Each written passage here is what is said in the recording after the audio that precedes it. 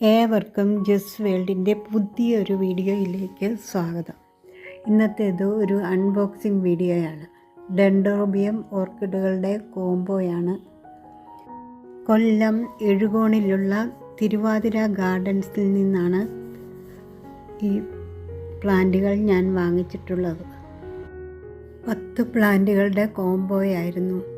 5 ദിവസത്തേന് മാത്രമേ ഉണ്ടായിരുന്നുള്ളൂ ഓഫർ. 2 ദിവസത്തിന് ശേഷം ഞാൻ ഓർഡർ ചെയ്ത് പിറ്റേ ദിവസം തന്നെ അവർ പാക്ക് ചെയ്ത ഫോട്ടോ എനിക്ക് അയച്ചു തന്നു. അത് 2 ദിവസം കഴിഞ്ഞപ്പോൾ ഇവിടെ എൻ്റെ കയ്യിലെത്തി. പല സൈസിലുള്ള പ്ലാന്റുകളായിരുന്നു. വെറൈറ്റികളുടെ വ്യത്യാസമായിരിക്കും. ചിലതൊക്കെ തീരെ ചെറുതായിരുന്നു, ചിലത് കുറച്ച് വലുതായിരുന്നു. ചില ഷൂട്ടുകൾ ചെറുതായിരുന്നു, എണ്ണം ഉണ്ടെങ്കിലും ചെറുതായിരുന്നു. ചിലത് 3 ഷൂട്ടുള്ളത്, 4ഉം 5ഉം ഷൂട്ടുള്ളതുണ്ട്. പക്ഷേ ചെറുത് ആയിരുന്നു. വലുത് 1ഉം 2ഉം ഷൂട്ടുള്ളതുണ്ട്. ഒരെണ്ണത്തിന് മാത്രമേ ടാഗ് ഉണ്ടായിരുന്നുള്ളൂ. എന്നാലും വലിയ കുഴപ്പമില്ലാത്ത തൈകളാണ്. ഒരു ചെറിയ വാട്ടമുണ്ട്. അത് കുറച്ച് നേരം ഞാൻ വെള്ളത്തിലിട്ടപ്പോഴത്തേക്കും വാട്ടമൊക്കെ മാറി നല്ല ഫ്രഷായി. ഇതാണ് 10 പ്ലാന്റ്സ്. ഇനി ഈ പ്ലാന്റ്സുകളൊക്കെ റിപ്പോർട്ട് ചെയ്തെടുക്കുന്നത് എങ്ങനെയാണെന്ന് നോക്കാം. ഇത് 15 മിനിറ്റ് നേരം വെള്ളത്തിലിട്ടുകൊണ്ട് ഇതിൻ്റെ ചകിരിയൊക്കെ കളഞ്ഞെടുക്കുവാൻ എളുപ്പമാണ്. ആദ്യം നമുക്ക് ഇതിൻ്റെ ഈ ചകിരിയൊക്കെ എടുത്ത് മാറ്റിയ ശേഷം അത് നന്നായി വെള്ളത്തിൽ ഇട്ട് കഴുകിയ ശേഷം കുറച്ച് വെള്ളത്തിൽ കലക്കി അതിലേക്ക് ഇട്ട് വയ്ക്കുക. ഒരു 10-15 മിനിറ്റ് നേരം സാഫിൽ ഇട്ട് വയ്ക്കുക. അതിനുശേഷം അതിൽ നിന്നെടുത്ത്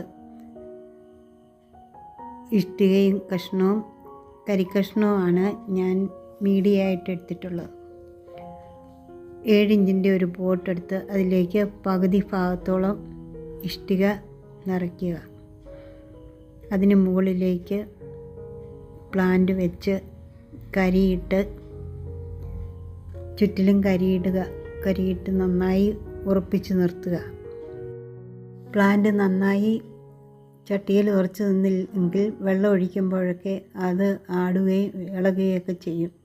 അപ്പോൾ ഷൂട്ടുകളും വേരുകളും ഒക്കെ വരുവാൻ താമസിക്കും.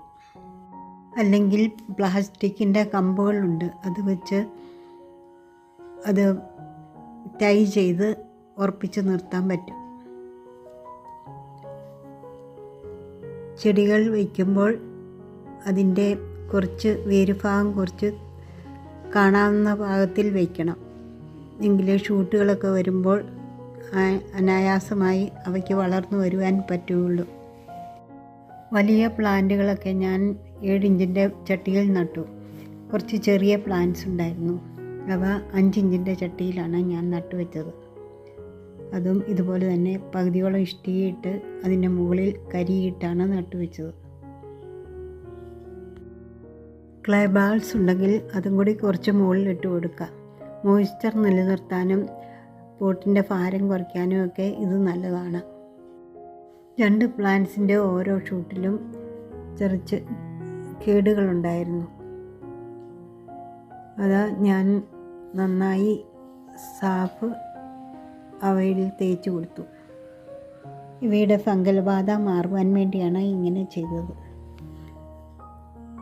പ്ലാന്റ്സൊക്കെ നന്നായി നട്ടുവെച്ചു. സ്ക്രീനിൽ കാണിച്ചിട്ട് വീഴുള്ളതാണ് ഇവിടെ പൂക്കൾ. 2-3 ആഴ്ചയോളം തണലിൽ വെച്ച് വെള്ളം മാത്രം ഒഴിച്ചു കൊടുക്കുക. പുതിയ ഷൂട്ടുകളും വേരുകളും ഒക്കെ വന്നതിന് ശേഷം മാത്രം വളമൊഴിച്ചു കൊടുത്താൽ മതി.